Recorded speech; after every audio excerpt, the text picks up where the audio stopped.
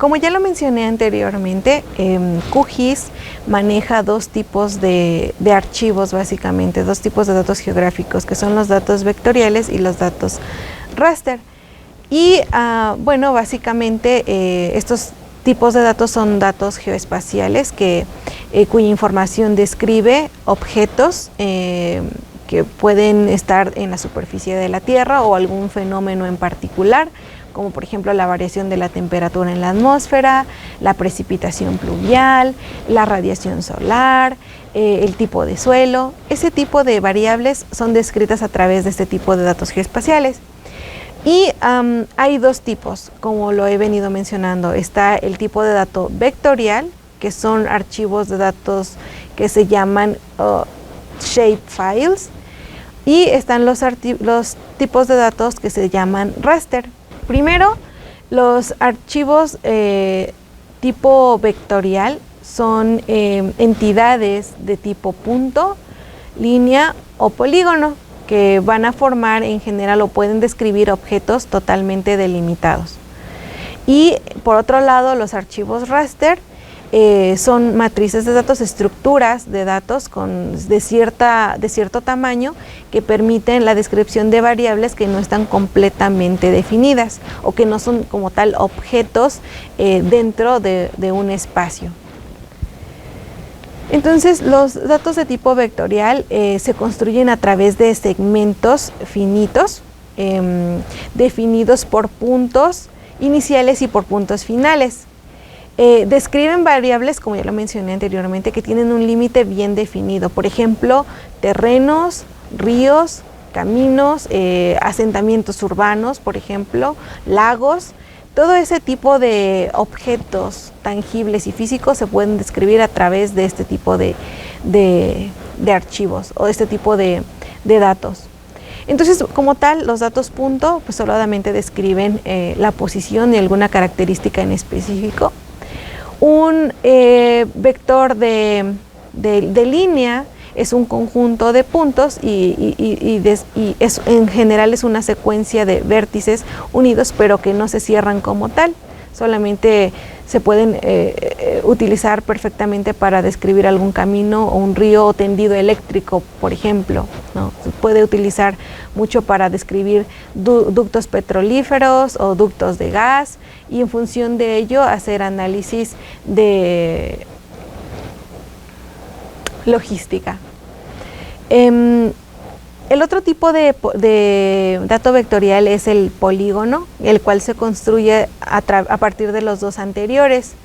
En este caso, el polígono igual está compuesto por un conjunto de vértices y líneas, pero en el polígono el primer vértice y el último vértice siempre están en la misma posición. La información de este tipo de archivos se almacena en lo que se conoce como tablas de atributos.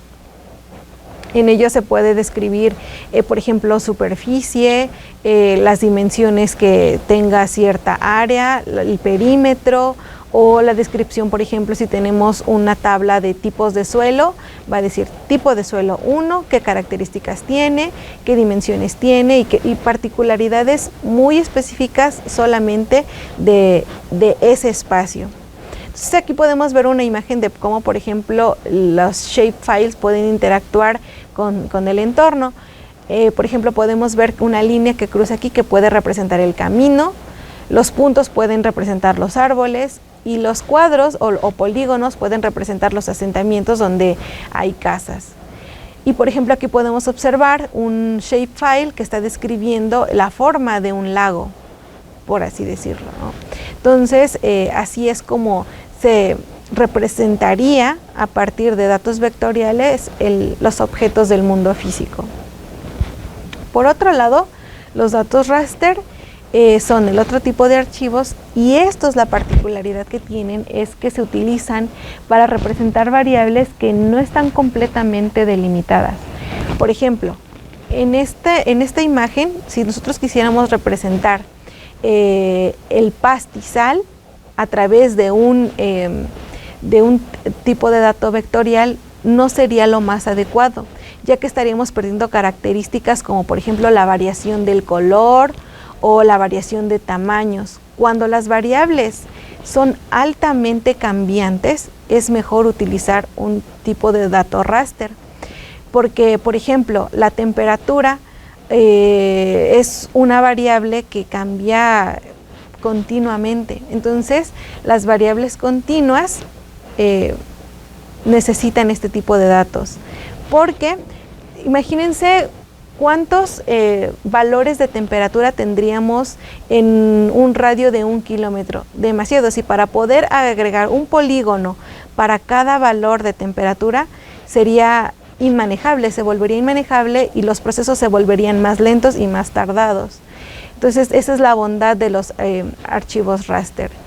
Y eventualmente aquí vienen otros conceptos de donde pues se tiene que analizar el tamaño de píxel que permitirá la descripción de una variable en un espacio. Y viene el concepto de lo que se llama resolución y de lo que se habla, y eso es de lo que se hablará más adelante. Dentro del ambiente de QGIS es importante identificar las barras y los elementos con los que este cuenta.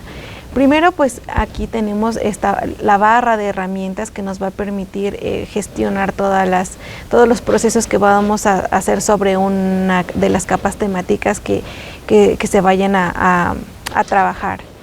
Aquí esta barra nos permite guardar los proyectos, nos permite hacer zoom, nos permite crear notas, hacer procesos matemáticos como de suma o ciertas configuraciones dentro del proyecto. Y como QGIS está montado sobre Python, también tenemos este icono que nos permite montar cierto código específico de algún cálculo que se quiera realizar y enlazarlo con el ambiente de QGIS. Aquí también tenemos en el navegador nuestras carpetas para establecer las rutas de donde se van a estar cargando las capas temáticas, y en este panel que se llama capas nos van a aparecer todas las capas temáticas que se vayan agregando al proyecto. Entonces, como primera actividad o como los primeros pasos a desarrollar dentro del software QGIS, es importante ver cómo vamos a agregar este tipo de datos. Entonces, en esta primera etapa vamos a cargar unos archivos de datos de tipo punto a partir de una tabla de datos en formato CSV.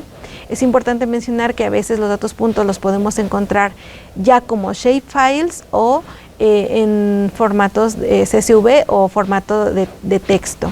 En este caso vamos a trabajar con un archivo CSV, y para ello vamos a ir a la parte que se llama capa y le vamos a dar en añadir capa, y aquí nos aparecen todos los tipos de formatos que QGIS acepta. Por ejemplo, aquí podemos analizar la capa de tipo vectorial cuando estemos hablando de datos de línea o de datos de punto o de superficie. Aquí está la opción para poder agregar tipos de datos raster.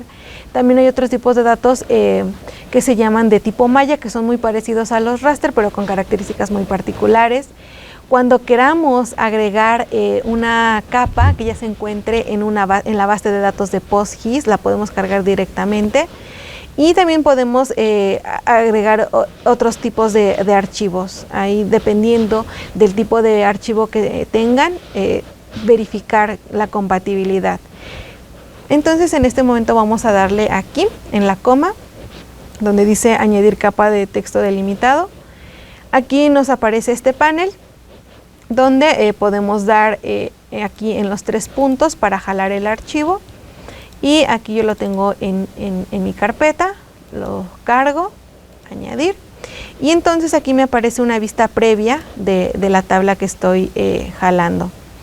Vemos que la tabla pues tiene diferentes columnas, en este caso se llaman pues los atributos de cada punto en este caso. Y aquí es importante mencionar que bueno, aquí estamos trabajando con un formato de archivos CSV, y es importante especificarle a QGIS dónde queremos que ponga la posición de los puntos, y para ello pues vamos a poner en el campo X longitud, en el campo Y latitud, y de momento vamos a manejarlo así. Eventualmente el sistema de coordenadas geográficas que estamos trabajando aquí es un parámetro muy importante de especificar. En este caso lo vamos a dejar con coordenadas geográficas. Más adelante en el curso vamos a hablar de los tipos de diferentes coordenadas que existen, ya sea las geográficas o las proyectadas, y en este caso vamos a trabajar con este formato. QGIS puede aceptar múltiples tipos de coordenadas. Y igual, eso depende del estilo, del lugar en el que se esté trabajando. Entonces le vamos a dar añadir.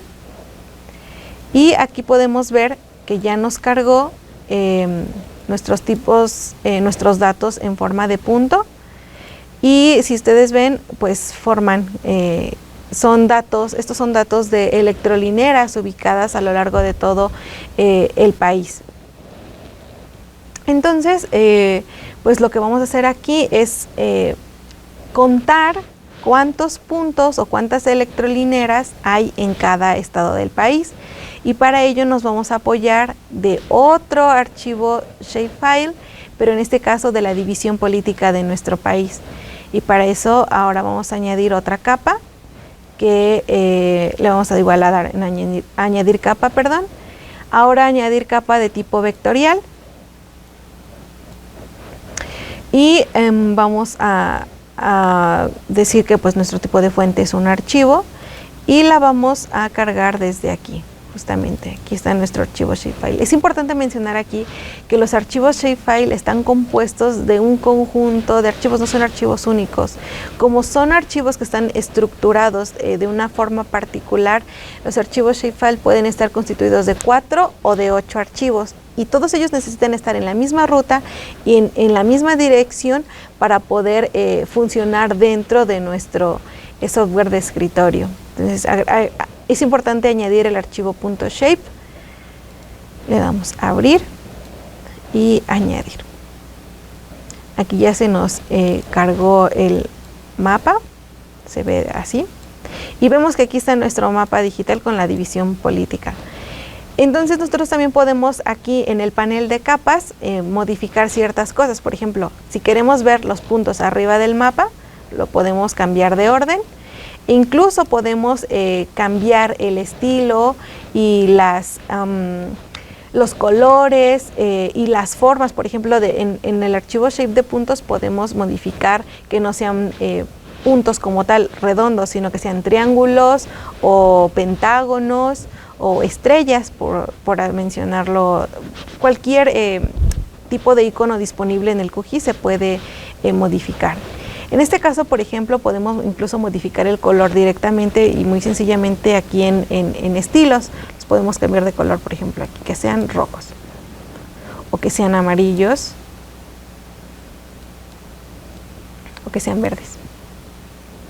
Lo podemos modificar así. También podemos modificar la forma en que podemos desplegar los tipos de datos polígono. Por ejemplo, aquí podremos modificar el color en primera instancia, al igual que los archivos, el shape de puntos. Podemos jugar con los colores, así,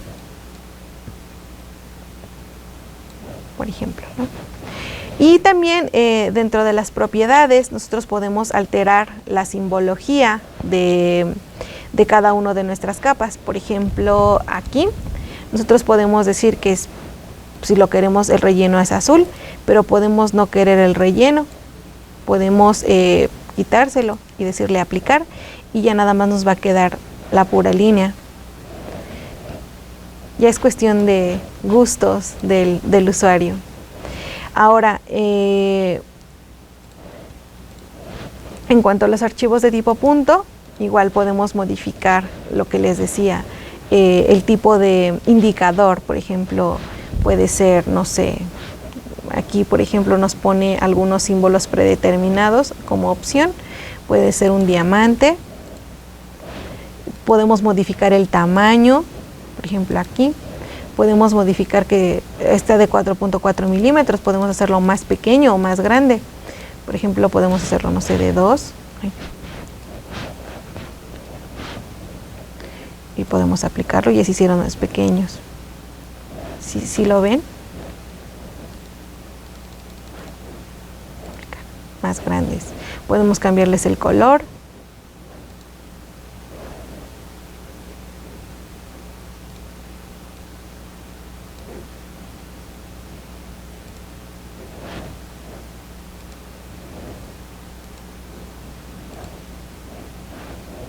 Y así se vería, más o menos. Así es una manera básica y sencilla de empezar a manipular la simbología de nuestros mapas digitales. También hay otras formas que podemos utilizar, por ejemplo, estos puntos como estrellas, ya dependiendo de cómo lo quieran manipular. Por ejemplo, si tuviéramos aquí, si nuestros archivos punto fueran de aeropuertos, pudiéramos hacer algo así. Y esos son nuestros aeropuertos. Entonces, toda esta parte de las simbologías nos ayuda mucho a ver cómo desplegar nuestros datos. Incluso si fueran aeropuertos, pues poner un símbolo del avión pues es un poquito más visual y ayuda a la comprensión del usuario final de esta información. Entonces aquí lo que vamos a hacer es pues dejarlos como diamante, por ejemplo, pudo haber sido un punto o cualquier otro símbolo. Lo que sí le vamos a modificar es el tamaño, vamos a hacerlo un poquito más pequeño.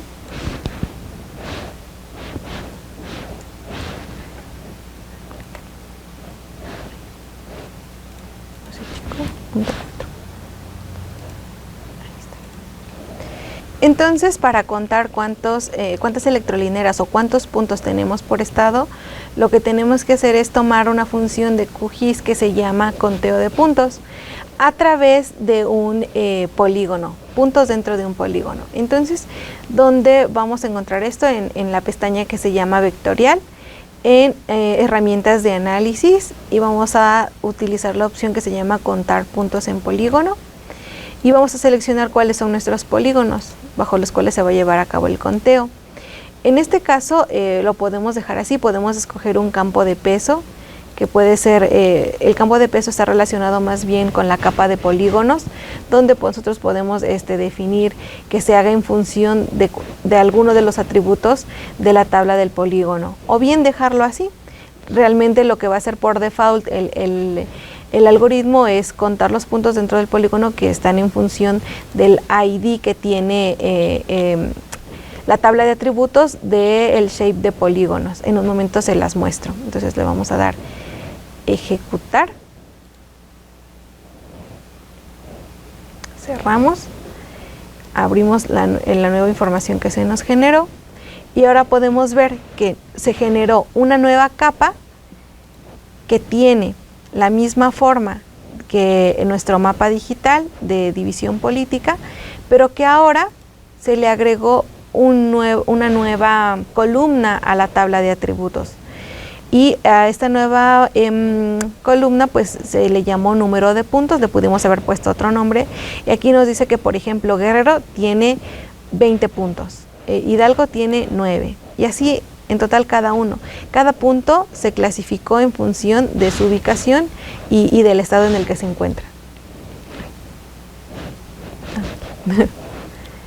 Entonces esa es una de las primeras operaciones que podemos hacer en el ambiente de QGIS.